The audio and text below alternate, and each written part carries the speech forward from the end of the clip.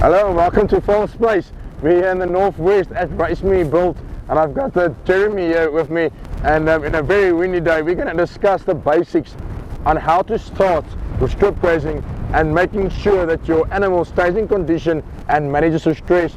And we are talking feeding in particular here. So yeah, come have a listen. This is probably one of the most important factors of making sure that strip grazing is a success. Jeremy, welcome to Farmspace. Morning, Dennis. Thank you. Jeremy, starting with strip grazing, especially if you're small, it's not easy. The initial cost is quite expensive, or to a certain amount expensive, but you do save over time. If I start tomorrow, when would be the worst time to start to make, from a farmer's point of view? Listen, I won't start with strip grazing just before mating season, because you will put your female animals under enormous pressure. So I think after they fall pregnant, you can start with that, and then supplement the right licks. So I think one of the things we can agree on is here in the middle of the country, with the summer rainfall, let's say February, March, for those that start the pairing season now. In February, great time. They should be pregnant by then. You've got green grass, you've got rain, so they have time to adapt to the system before they go into the harsh winter. Yeah, listen, I would start with the phosphorus lick just before the mating season. Yeah. Because what happened is the limiting factor in grass in the green season or summer season is phosphorus, and we need to get the cows adapt to that before putting them under pressure to going into the system. As long as they have a good supplement, they can save that in their skillets, and in winter time we use that phosphorus from the skillet again to limit the costs of lick in winter. Okay, so phosphor, we don't get phosphor in most part of the country. I think there's here and there in the Eastern Cape, and maybe in the Western Cape, but in the middle of the country or anywhere else in the country, we don't have phosphorus. So you have to give that in the summer, and then we go into winter. Now, putting them under this sort of pressure, they're going to need a little extra help. There is no protein. What sort of lick am I looking at that is still within, not breaking my budget?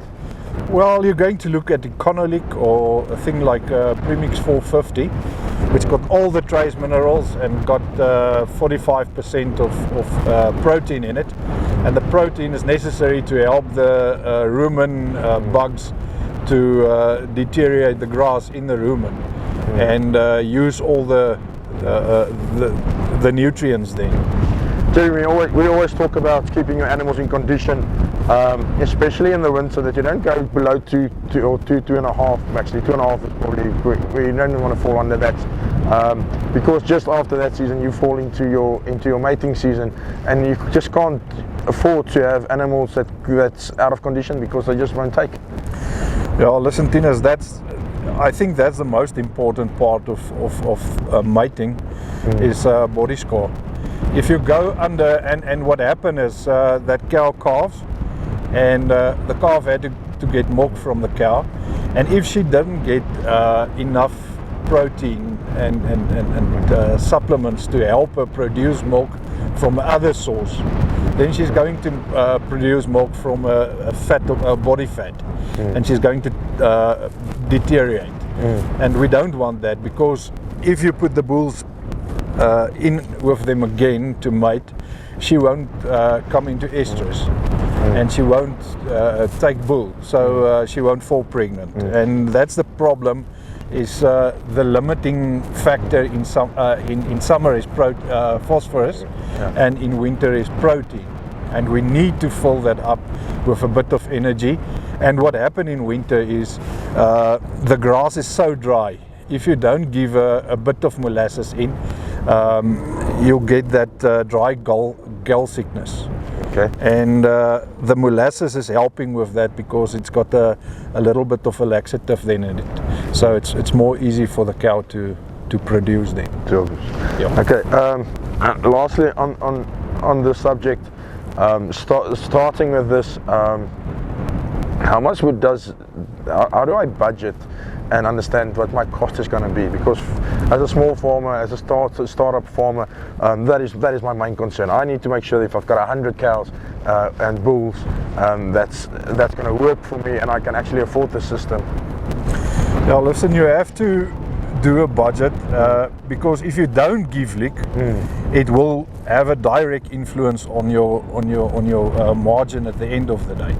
So you have to fill your licks, but you have to go and have a look at exactly how much you have to give. And listen, in the winter time, it's very difficult because you have to go between 450 to 650 grams, not more than that. And if a cow is then have a calf with at that time, we had to go to a production lick, and all those licks are available and already mixed. So I think if you are a young farmer starting up now, you have to go and have a look at that specifics and start. It is cost effective. Yes.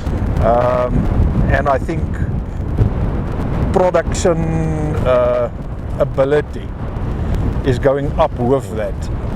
If you have 100 cows and only 54 pregnant, you have a problem, and you will see that problem after 3 months ahead.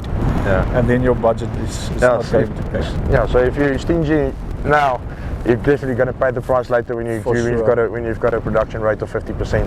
Then it wasn't worth being that stingy. The last thing, we spoke about the fertility of the cows, but the bulls are just as important. For those who don't know, it takes about 6 weeks before mating season they start producing their sperm. So if you don't get them ready 6 weeks before, you're gonna and they're not in shape and they're not well looked after, they're going to be a problem, and they're not going to be able to produce sperm or get the females pregnant. Yeah, that's very important, and they have to rest as well. Yeah. So that 6 weeks before mating season is very important.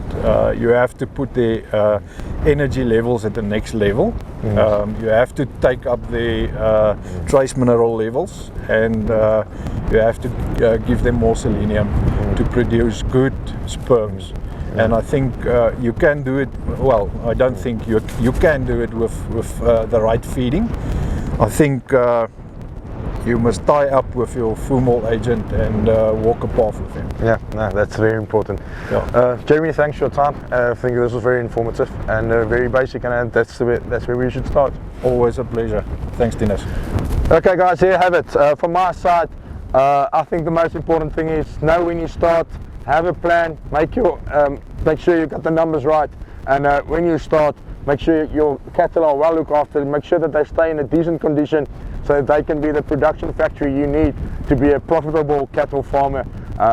We will do a few videos after this, so watch out. Until next time, cheers.